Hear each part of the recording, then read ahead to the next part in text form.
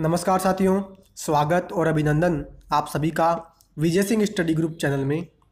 मैं विजय सिंह और साथियों हम चर्चा कर रहे थे इंडियन पॉलिटी के बारे में। भारत की राज्य व्यवस्था की सीरीज हमारी चल रही है और उसमें क्वेश्चंस की सीरीज हम डिस्कस कर रहे थे। पिछले लेसन में हमने पिछली वीडियो में चर्चा की कुछ क्वेश्चंस के बारे में जो कि संघ और उसके राज्य क्षेत्र, संविधान की प्रस्तावना और नागरिकता से संबंधित क्वेश्चंस थे, उसकी हमने डिटेल से चर्चा की। आई होप कि पिछला लेक्चर आपको अच्छी प्रकार से समझ में आया होगा। आज जो फ्रेंड्स हम चर्चा करने वाले हैं वो करेंगे मूल अधिकारों से। जितने भी क्वेश्चन बन सकते हैं वो सभी मैंने इसमें डाले हैं। सारे क्वेश्चन इंपॉर्टेंट हैं। फंडामेंटल राइट्स से संबंधित क्वेश्चंस की आज हम चर्चा करने वाले हैं। आशा करता हूँ कि आज का लेक्चर भी आपको बहुत पसंद आएगा। तो फ्रेंड्स, अगर वीडियो पसंद आए तो प्लीज़ वीडियो को लाइक करना, ज़्यादा से ज़्यादा दोस्तों में इसको शेयर करना है। और चैनल को मित्रों आपने अभी तक भी सब्सक्राइब नहीं किया है, आप ज़रूर से मेरे चैनल को सब्सक्राइब कर लें। घंटी का जो बटन है उसके ऑल पर क्लिक कर लें ताकि सभी वीडियो के नोटिफिकेशन आपको मिल जाए। क्लियर? तो साथियों अब हम चर्चा स्टार्ट कर रहे हो। देखो फर्स्ट क्वेश्चन क्या कहता है, ध्यान से सुनेगा। पहला क्वेश्चन कहता है कि भारतीय संविधान के कौन से अनुच्छेदों में मूल अधिकारों का विवरण मिलता है। यानी इंडियन कॉन्स्टिट्यूशन जो है उसमें कौन से अनुच्छेद ऐसे हैं जहाँ में मूल अधिकारों का विवरण मिलता है। आर्टिकल 1 से 4 या आर्टिकल 5 से 11 या आर्टिकल 12 से 35 या आर्टिकल 36 से 51। देखिए 1 से 4 में संघ और उसके राज्य क्षेत्रों की हम चर्चा करते हैं। 5 से 11 में नागरिकता से संबंधित प्रावधानों की हम चर्चा करते हैं। आर्टिकल 12 से 35 में हम फंडामेंटल राइट्स की चर्चा करते हैं और 36 से 51 में हम किसकी चर्चा करते हैं, DPSP की। क्लियर? तो एक सिंपल सा क्वेश्चन, आई होप कि आपने इसका उत्तर भी दिया होगा। Option number C, question number 1 में option C is right answer. यह हो जाएगा कि अनुच्छेद 12 से लेकर के 35 में हम मूल अधिकारों का विवरण पाते हैं। क्लियर? नेक्स्ट क्वेश्चन की ओर बढ़ते हैं। नेक्स्ट क्वेश्चन देखो क्या कहता है। कहता है कि भारतीय संविधान के कौन से भाग को भारत का मैग्ना कार्टा भी कहा जाता है। क्या संविधान का ऐसा कौन सा भाग है जिसको हम भारत का मैग्ना कार्टा भी कहते हैं? कहता है भाग 2, भाग 3 या भाग 4 या भाग 12। देखिए भाग 2 में क्या आता है, नागरिकताएं आती है। क्लियर? भाग 3 में मूल अधिकार, भाग 4 में DPSP, भाग 12 में क्या आता है मित्रों, भाग 12 में हम जो चर्चा करते हैं वो करते हैं वित्त और पैसे की। भारत का मैग्ना कार्टा की चर्चा करें, यानी मैग्ना कार्टा का मतलब होता है अधिकार पत्र, और सीधा सा इसका मतलब ये हो गया कि भाग 3 में जो मूल अधिकार है, यानी अधिकार पत्र की मैं बात कर रहा हूँ, तो अधिकार किस में शामिल है, भाग 3 में। और विस्तृत सूची हमने दे रखी है मूल अधिकारों के रूप में। तो भाग 3 जो हमारे संविधान का है उसको हम भारत का मैग्ना कार्टा भी कहते हैं। क्लियर? आई होप कि आपको ये अच्छी प्रकार से समझ आया। तो क्वेश्चन नंबर 2 का राइट आंसर ये हो गया, option number B is right answer. Clear? Next question की चर्चा करते हैं। नेक्स्ट क्वेश्चन देखो क्या कहता है। कहता है कि मूल रूप से भारतीय संविधान में कितने मूल अधिकार शामिल थे। बहुत इंपॉर्टेंट मित्रों ये क्वेश्चन है कि मूल रूप से भारत के संविधान में कितने मूल अधिकार शामिल थे। मूल रूप का मतलब क्या होता है? मूल रूप का मैंने कई बार मित्रों आपको इसका मतलब समझाया है कि मूल संविधान किसको कहते हैं। संविधान के चैप्टर में भी इस बात की मैंने कई बार चर्चा की थी कि 26 नवंबर 1949 को जब हमने हमारे संविधान को अपनाया तो उस दिन के संविधान को हम क्या कहते हैं, मूल संविधान। क्लियर? तो यही बात ये कह रहा है कि जब मूल संविधान हमारे देश में, यानी 26 नवंबर 1949 को जब हमने संविधान को अपनाया था, उस समय हमारे संविधान में कितने फंडामेंटल राइट्स यानी कितने एफआर शामिल थे। 5 थे या 6 थे या 7 थे या 8 थे। ध्यान रखना वर्तमान में देखें तो कितने मूल अधिकार शामिल हैं। वर्तमान में 6 मूल अधिकार शामिल हैं। क्लियर? वर्तमान में 6 हैं और मूल रूप से देखें तो उसमें कितने थे, 7 मूल अधिकार शामिल थे, जिसमें हम संपत्ति के अधिकार की भी चर्चा करते हैं, जिसको कि 44 कॉन्स्टिट्यूशन अमेंडमेंट एक्ट 1978 के माध्यम से मूल अधिकारों की सूची से निकाला और आर्टिकल 300 क में इसको हमने डाल दिया एक कानूनी अधिकार के रूप में। क्लियर? तो क्वेश्चन नंबर 3 का राइट आंसर यहाँ पे हो गया ऑप्शन नंबर सी, यानी 7 मूल अधिकार मूल रूप से भारत के संविधान में शामिल थे। क्लियर है? नेक्स्ट क्वेश्चन की चर्चा करें। कहता है मूल अधिकारों के संबंध में कौन सा कथन सही है? क्या कहता है? कहता है कि सभी मूल अधिकार नागरिक और विदेशियों दोनों के लिए है। मूल अधिकार असीमित है, मूल अधिकार गैर न्यायोचित होते हैं, मूल अधिकार स्थायी नहीं है। यानी इसमें से सही कथन हमें ढूंढना है।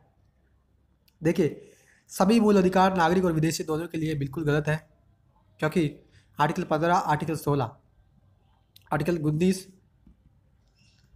आर्टिकल 29 और आर्टिकल 30 ये मूल अधिकार केवल और केवल भारत के नागरिकों को ही दिए हैं। यानी ये मूल अधिकार विदेशियों को तो है ही नहीं। यानी सभी मूल अधिकार सभी लोगों के लिए नहीं हुए। क्लियर? मूल अधिकार असीमित है, ये भी मित्रों गलत है, क्योंकि मूल अधिकारों की सीमाएं हैं। मूल अधिकार सीमित है, राज्य जो होगा वो उस पर युक्तायुक्त प्रतिबंध लगा सकता है, उनमें संशोधन भी कर सकता है। तो ये भी गलत हो गया। मूल अधिकार गैर न्यायोचित होते हैं, ये भी गलत है। मूल अधिकार तो न्यायोचित होते हैं। यदि न्यायोचित मतलब, कई बार मैंने आपको इसका मतलब भी समझाया है। न्यायोचित का मतलब होता है जब आपके मूल अधिकारों का हनन हो, जब आपके मूल अधिकार छीन रहे हो, तो आर्टिकल 32 का उपयोग या आर्टिकल 226 का उपयोग करके आप सीधे क्रमशः सुप्रीम कोर्ट और हाई कोर्ट जा सकते हैं अपने मूल अधिकारों को लागू करवाने के लिए। और वहाँ जा करके आप जो है रिटें जारी करवा सकते हैं, जो 5 प्रकार की रिटों की मैंने आपके साथ मूल अधिकारों के चैप्टर में चर्चा भी की थी। और अंतिम में कहता है यार ये भी गलत है, तो सही कौन सा होगा? ये मूल अधिकार स्थायी नहीं है। बिल्कुल सही है, मूल अधिकार स्थायी नहीं है, परमानेंटली नहीं है। विशेष परिस्थितियों में मूल अधिकार छिन जाते हैं। वो परिस्थिति जब सामान्य हो जाती है तो वापस से मूल अधिकार हमारे जीवंत हो जाते हैं। जैसे जब आपातकाल हमारे देश में लगता है, कौन सा आपातकाल? बाह्य आपातकाल। तो आर्टिकल 19 में जो मित्रों 6 मूल अधिकार हैं, कौन कौन से? वाक एवं अभिव्यक्ति, सम्मेलन, संघ, संचरण, निवास और वृत्ति। ये 6 मूल अधिकार आर्टिकल 19 में मिले हुए हैं। ये मूल अधिकार हमारे छिन जाते हैं भाई आपातकाल, यानी कोई विदेशी देश हमारे देश पर आक्रमण करता है तब, और जब सामान्य परिस्थिति होती है तो वापस से मूल अधिकार हमारे जीवंत हो जाते हैं। तो क्वेश्चन नंबर 4 का राइट आंसर यहाँ पे हो गया, option number D is right answer. Clear? अब फ्रेंड्स नेक्स्ट क्वेश्चन की चर्चा करते हैं। नेक्स्ट क्वेश्चन देखो क्या कहता है। कहता है कि लोक नियोजन के विषय में अवसर की समता का अधिकार किसके अंतर्गत आता है? क्या? लोक नियोजन के विषय में अवसर की समता, ये जो अधिकार है, ये जो राइट है, कौन से फंडामेंटल राइट्स के तहत आता है? क्या समता के अधिकार, जो कि आर्टिकल 14 से लेकर के आर्टिकल 18 में आता है। स्वतंत्रता का अधिकार 1922 में आता है। शोषण के विरुद्ध अधिकार 23 से 24 में आता है, या फिर संवैधानिक उपचारों का अधिकार 32 में। देखिए, लोक नियोजन के विषय में अवसर की समता का मतलब सीधा सा ये है, यहाँ पे बात किसकी की जा रही है? यहाँ पे बात की जा रही है आर्टिकल 16 की। क्लियर? और आर्टिकल 16 किसके बीच आ रहा है? 14 से लेकर के 18 के बीच आ रहा है। इसका मतलब ये आता है समता के अधिकार में। तो क्वेश्चन नंबर 5 का आंसर यहाँ पे हो जाएगा, option number A is right answer. Clear? I hope ये अच्छे प्रकार से आपको ये समझ आ रहे हैं। नेक्स्ट क्वेश्चन की मित्रों चर्चा करें, बहुत इंपॉर्टेंट क्वेश्चन है। मूल अधिकारों का यहाँ पे हमें सुमेलित करना है। देखो क्या कहता है। कहता है कि एक तरफ है अधिकार, दूसरी तरफ निहित है। क्या कह रहा है? स्वतंत्रता का अधिकार, शोषण के विरुद्ध अधिकार, धर्म की स्वतंत्रता का अधिकार, या संस्कृति और शिक्षा संबंधी अधिकार, इनको हमें मिलाना है। देखिए, स्वतंत्रता के अधिकार में क्या आता है? स्वतंत्रता के अधिकार में मित्रों अगर हम चर्चा करें तो स्वतंत्रता के अधिकार में, यानी ए है, ए में क्या आएगा? प्राण और देह की स्वतंत्रता का संरक्षण आता है। क्लियर? शोषण के विरुद्ध अधिकार, शोषण के विरुद्ध अधिकार में मित्रों क्या आएगा? बी में मित्रों यहाँ पे आएगा, बी जाएगा यहाँ पे ग में। ठीक है? धर्म की स्वतंत्रता का अधिकार, ये कहाँ जाएगा? क में जाएगा, धार्मिक कार्यों के प्रबंधन की स्वतंत्रता। क्लियर? और संस्कृति और शिक्षा संबंधी अधिकार जो है ये जाएगा ख में। इसका मतलब क्या हो गया? इसका मतलब सीधा सा यहाँ पे आंसर हमारा निकल करके आता है ऑप्शन नंबर 4। क्या? ऑप्शन नंबर 4 यहाँ पे राइट आंसर हो जाता है। क्लियर? बहुत इंपॉर्टेंट क्वेश्चन है, एक अच्छी लेवल का ये क्वेश्चन है। और मूल अधिकारों से मिलान से अगर क्वेश्चन आता है तो ऐसे क्वेश्चन बनने की पूरी संभावनाएं रहती है। क्लियर? नेक्स्ट की चर्चा करते हैं। कहता है भारतीय संविधान के कौन से अनुच्छेद में छुआछूत के अंत की बात कही गई है? क्या?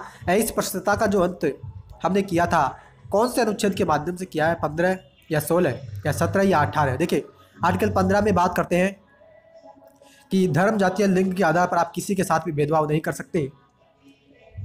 आर्टिकल 16 की अभी मैंने आपके साथ चर्चा की, लोक नियोजन के विषय में अवसर की समता।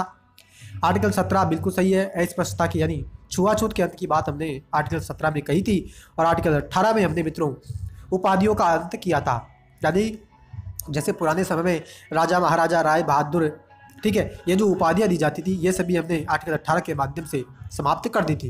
क्लियर है। नेक्स्ट की चर्चा करें, क्वेश्चन नंबर 8 क्या कहता है? कहता है कौन से संविधान संशोधन अधिनियम के माध्यम से संपत्ति के अधिकार को मूल अधिकारों की श्रेणी से हटाया गया? 42वें, 44वें, 86वें या 101वें? देखिए 42वें संविधान संशोधन अधिनियम को हम क्या कहते हैं? Mini constitution. इसके माध्यम से तो हमने बहुत से प्रावधान संविधान में डाले थे, तो ये तो इसका आंसर नहीं है।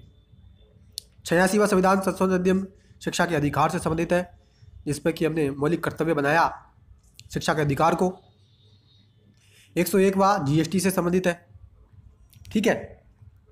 इसका आंसर हो जाएगा 44वें संविधान संशोधन अधिनियम 1978 के माध्यम से संपत्ति के अधिकार को मूल अधिकारों की श्रेणी से हटाया और हटा करके आर्टिकल 300 कै में हमने डाल करके इसको एक कानूनी अधिकार बना दिया। क्लियर है।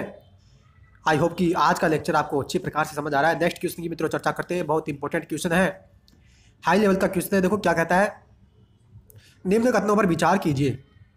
क्या विचार करना है? कहता है कि पहला कह रहा है संघ सहकारी समितियां बनाने का अधिकार एक मूल अधिकार है। हड़ताल का अधिकार एक मूल अधिकार है। अल्पसंख्यक शब्द को संविधान में परिभाषित किया गया है। और आगे कहता है कि राज्य कर के रूप में एकत्रित धन को किसी विशिष्ट धार्मिक स्थान और रखरखाव के लिए व्यय नहीं कर सकता। हमें क्या ढूंढना है? कहता है कि निम्न कथनों में से कौन सा कथन सही है। क्या हमें सही कथन यहाँ पे ढूंढना है? देखो क्या कहता है, कहता है कि संघ और सहकारी समितियां बनाने का अधिकार एक मूल अधिकार। बिल्कुल सही बात है। संघ बनाने का, सहकारी समितियां बनाने का अधिकार हमने मूल अधिकारों के रूप में बनाया है। आर्टिकल 19 में जो मूल अधिकार है उसमें एक अधिकार ये भी है संघ बनाने का अधिकार, जिसमें सहकारी समितियां भी आप बना सकते हैं। और सहकारी समितियों से संबंधित जो संविधान संशोधन अधिनियम हम लेकर के आए थे वो था 97वां। क्लियर, तो ये तो सही है। हड़ताल का अधिकार एक मूल अधिकार है, बिल्कुल गलत है मित्रों। हड़ताल का अधिकार मूल अधिकार नहीं है। अल्पसंख्यक शब्द को संविधान में परिभाषित किया गया, बिल्कुल गलत है, ये भी गलत है। देखिए अल्पसंख्यक, ठीक है, एक तो अल्पसंख्यक शब्द है, एक शब्द मैंने बताया था मार्शल लॉ, तो ये दोनों शब्द हमारे संविधान में परिभाषित नहीं किए गए हैं। नेक्स्ट की चर्चा करें, राज्य कर के रूप में एकत्रित धन को किसी विशिष्ट धार्मिक स्थान और रखरखाव के लिए व्यय नहीं कर सकता। बिल्कुल सही बात है। राज्य अगर हमसे टैक्स वसूलता है तो उस टैक्स को किसी भी एक धर्म को अधिक तवज्जो देने या उसको समर्थन देने के लिए खर्च नहीं कर सकता। तो इस प्रकार से यानी 1 और 4 यहाँ पे सही ऑप्शन है। तो इसका आंसर हो जाएगा क्वेश्चन नंबर 9 में मित्रों बी हमारा यहाँ पे राइट आंसर होने वाला है। क्लियर, अच्छी लेवल का क्वेश्चन है। आई होप कि आपको अच्छी प्रकार से ये समझ आया है। मित्रों किसी भी प्रकार की लेक्चर में दिक्कत आए तो उसको वीडियो को रिवर्स में लेकर के आप उसको पुनः देख सकते हैं। क्लियर, वापस से समझाने का मेरा कोई यहाँ पे महत्व नहीं बनेगा, क्योंकि आपके पास वीडियो है, आप उसको रिवर्स में देख करके पुनः समझ सकते हैं। क्लियर, नेक्स्ट क्वेश्चन की चर्चा करें। कहता है मूल अधिकारों का रक्षक और गारंटी देने वाला कौन था। बहुत इंपॉर्टेंट मित्रों ये भी क्वेश्चन है कि मूल अधिकारों की रक्षा कौन करता है और गारंटी हमें मूल अधिकारों की किसने दी है कि मूल अधिकारों का हनन हो तो आप यहाँ आकर के मूल अधिकारों के खिलाफ लड़ सकते हैं, मामला उठा सकते हैं। कहता है सुप्रीम कोर्ट या हाई कोर्ट या उपरोक्त दोनों या इनमें से कोई नहीं। ध्यान रखना, सुप्रीम कोर्ट जो है मूल अधिकारों का रक्षक और गारंटी देने वाला है। ध्यान रखना, क्योंकि सुप्रीम कोर्ट जो है केवल और केवल मूल अधिकार के खिलाफ ही रिट जारी कर सकता है। और मूल अधिकारों का रक्षक और गारंटी देने वाला यानी मूल अधिकारों की रक्षा के लिए सबसे पहले आर्टिकल 32 के माध्यम से ही तो हम सुप्रीम कोर्ट में जाते हैं। क्लियर, तो यहाँ पे option number A right answer यहाँ पे होने वाला है। क्लियर, नेक्स्ट क्वेश्चन की चर्चा करें। नेक्स्ट क्वेश्चन कहता है कि क्वेश्चन नंबर 11 कहता है डॉक्टर अंबेडकर ने कौन से अनुच्छेद को संविधान की आत्मा और हृदय कहा है? किसको कहा है? आर्टिकल 21 या आर्टिकल 25 या आर्टिकल 31 या आर्टिकल 32? देखिए, आर्टिकल 21 में तो जीवन जीने की स्वतंत्रता, प्राण और देह की स्वतंत्रता, गरिमापूर्ण जीवन जीने का अधिकार, ये सभी अधिकार उसमें शामिल किए जाते हैं। आर्टिकल 25 धर्म को, किसी भी धर्म को अबाध रूप से मानने, उसमें आचरण करने की स्वतंत्रता की बात करता है। आर्टिकल 31 जिसमें पहले संपत्ति का अधिकार था, उसको हमने निकाल दिया। आर्टिकल 32 जो कि संवैधानिक उपचारों के अधिकार से संबंधित है, इसी को डॉक्टर अम्बेडकर जी ने संविधान की आत्मा और हृदय कहा था, क्योंकि जितने भी मूल अधिकार है उनका अगर हनन होता है तो आर्टिकल 32 का उपयोग करके ही तो हम सीधे कहाँ जाते हैं? Supreme court. इसका मैंने अभी पिछले ही क्वेश्चन में आपके साथ चर्चा की है। तो यहाँ पे मित्रों क्वेश्चन नंबर 11 का आंसर हो जाएगा ऑप्शन नंबर डी, जहाँ पे राइट आंसर हो है। क्लियर? नेक्स्ट क्वेश्चन की चर्चा करें। नेक्स्ट क्वेश्चन कहता है कि सुप्रीम कोर्ट और हाई कोर्ट क्रमशः कौन कौन से अनुच्छेदों के तहत रिट जारी करते हैं? इसकी भी मैंने आपके साथ कई दफ़ा चर्चा की है मूल अधिकारों के चैप्टर में भी। कहता है आर्टिकल 31 या आर्टिकल 225, 32 या 226, 33 या 227 या 34 या 228। देखिए, अगर यहाँ पे सुप्रीम कोर्ट का आपको पता है तो आप इसका आंसर दे सकते हैं। देखिए, अभी मैंने आपको बताया था आर्टिकल 32 का उपयोग करके आप सीधा सुप्रीम कोर्ट जा सकते हैं मूल अधिकारों के हनन के खिलाफ, और वहाँ जाकर के आप रिटें जारी करवा सकते हैं। क्लियर? तो इस प्रकार से यहाँ पे आर्टिकल 32 के माध्यम से सुप्रीम कोर्ट जारी करेगा रिट, और हाई कोर्ट जो करेगा आर्टिकल 226 के माध्यम से। क्लियर है? तो इस प्रकार से यहाँ पे ऑप्शन नंबर बी 12 का राइट आंसर हो जाएगा। क्लियर है? आई होप कि आपको अच्छे प्रकार से मित्रों एक क्वेश्चन समझ में आ रहे हैं।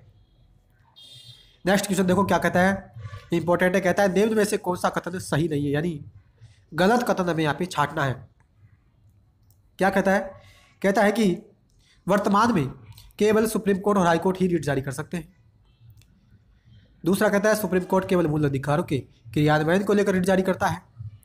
तीसरा कहता है प्रतिषेध संबंधी रिट सिर्फ न्यायिक और अर्धन्यायिक प्राधिकरण के विरुद्ध ही जारी की जा सकती है।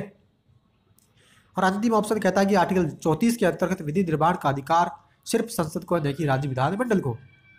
देखिए, गलत कथन में छांटना है। पहला देखो क्या कहता है, वर्तमान में केवल सुप्रीम कोर्ट और हाई कोर्ट ही रिट जारी कर सकते हैं। बिल्कुल सही ऑप्शन है,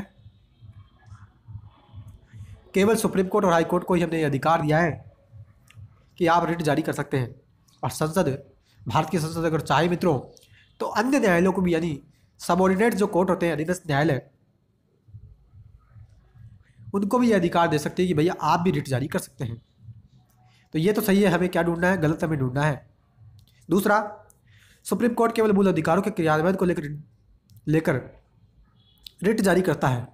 ठीक है, सुप्रीम कोर्ट केवल मूल अधिकारों के क्रियान्वयन को लेकर रिट जारी करता है, बिल्कुल सही है। सुप्रीम कोर्ट केवल और केवल मूल अधिकारों के खिलाफ रिट जारी करता है, जबकि हाई कोर्ट जो है वो मूल अधिकार और अन्य मामलों के खिलाफ भी रिट जारी करता है। तभी तो मित्रों ये कहते हैं कि सुप्रीम कोर्ट का जो रिट संबंधी क्षेत्राधिकार है वो हाई कोर्ट से कम है। क्यों? क्योंकि वो सुप्रीम कोर्ट केवल मूल अधिकारों के लिए रिट जारी कर रहा है, जबकि हाई कोर्ट मूल अधिकारों के साथ साथ अन्य मामलों के लिए भी रिट जारी कर सकता है। तो ये भी सही है। तीसरा, प्रतिषेध संबंधी रिट सिर्फ न्यायिक और अर्धन्यायिक प्राधिकरण के विरुद्ध जारी की जा सकती है। बिल्कुल सही है, यह भी सही है। और अंतिम में क्या कहता है, आर्टिकल 34 के अंतर्गत विधि निर्माण का अधिकार सिर्फ संसद को है, न कि राज्य विधानमंडल को। ये ऑप्शन मित्रों गलत है, और गलत में छांटना था, क्योंकि विधि निर्माण का अधिकार सिर्फ संसद को, न कि राज्य विधानमंडल को। ये बात किस में आती है? आर्टिकल 33 में आती है मित्रों। आर्टिकल 34 में तो मार्शल लॉ की बात करते हैं। क्लियर? तो इस कारण से ये ऑप्शन गलत हो गया, और क्वेश्चन नंबर 13 का आंसर यहाँ पे डी हो जाएगा, यानी option number D is right answer यहाँ पे होने वाला है। क्लियर? नेक्स्ट क्वेश्चन की चर्चा करें। नेक्स्ट क्वेश्चन देखो क्या कहता है, निम्न में से कौन सा कथन सही नहीं है? वापस से हमें गलत कथन ढूंढना है।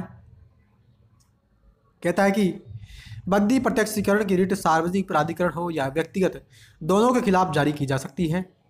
बी ऑप्शन कहता है परमादेश की रिट सार्वजनिक अधिकारियों को ही जारी की जा सकती है, निजी व्यक्तियों को नहीं। सी कहता है मार्शल लॉ की संविधान में व्याख्या नहीं की गई है। डी कहता है अनुच्छेद 35 संसद और राज्य विधानमंडल को विशेष मूल अधिकारों को प्रभावी बनाने के लिए कानून बनाने की शक्ति प्रदान करता है। एक एक ऑप्शन की चर्चा करते हैं, गलत कथन में छांटना है। देखो, पहला ऑप्शन में चर्चा कर रहा हूँ, ध्यान से सुनना।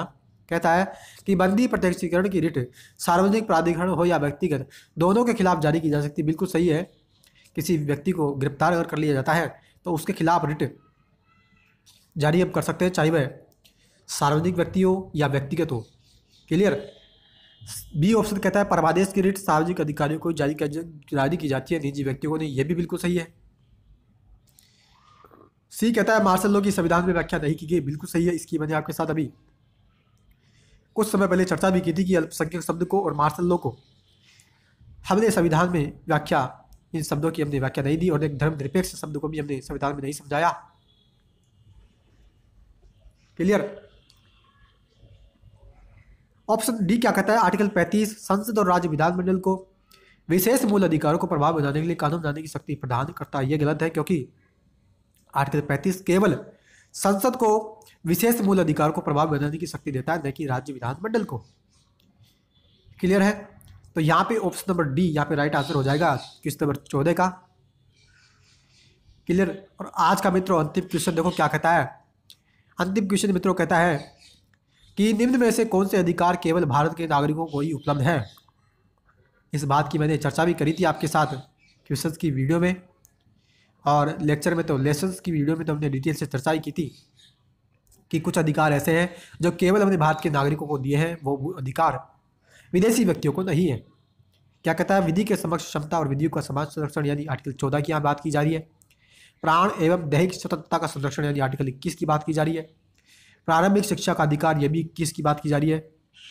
21 क्या में धर्म मूल वंश जाति जन्म स्थान के आधार पर विभेद का प्रतिषेध, ये बात की जा रही है मित्रों आर्टिकल 15 की।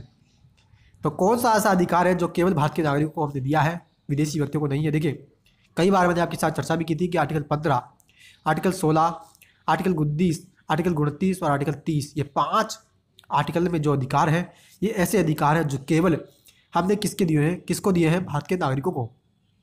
अब इनमें से कौन सा अधिकार इसमें आ रहा है, आर्टिकल 15 आ रहा है। ठीक है, तो इसका सीधा सा आंसर हो जाएगा question number D right answer, यानी धर्म मूल वंश जाति जन्म स्थान के आधार पर विभेद का प्रतिषेध।